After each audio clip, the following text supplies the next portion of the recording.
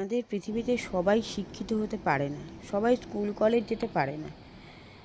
কেউ school college না গিয়ে যা শিক্ষা নেয়, আর যারা স্কুল কলেজ গিয়ে যারা শিক্ষা পায় তার থেকে অভিজ্ঞতার শিক্ষাটাই অনেক বড়। ঠিক কথা। আমার মা যখন বলেছিল যে তুই কোনোভাবে পারবি না, আমি বললাম না, আমি ঠিক করে নেবো, ও হয়ে যাবে।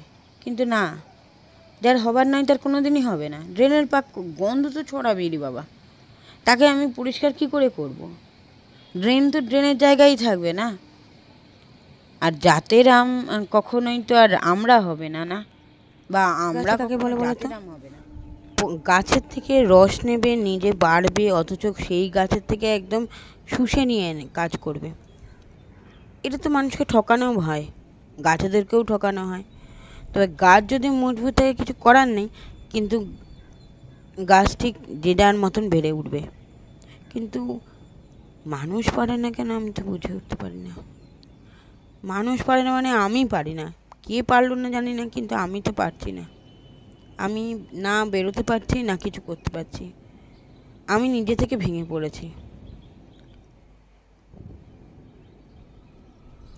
এটা খুব স্বাভাবিক। আমি বুঝতে পারছি না কি করে কি করব, কি পারবো, কি আদৌ কি পারবো। তখনই মনে হয় ঠিক ডিসিশন নিলে ভালো হতো। কি লোভে পড়ে, কি মোহে পড়ে, অ্যাকচুয়াল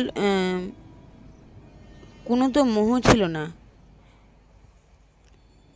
কিন্তু কেন যে আমি আবার সেই একই জায়গায় একই ভুল করতে এলাম কে জানে।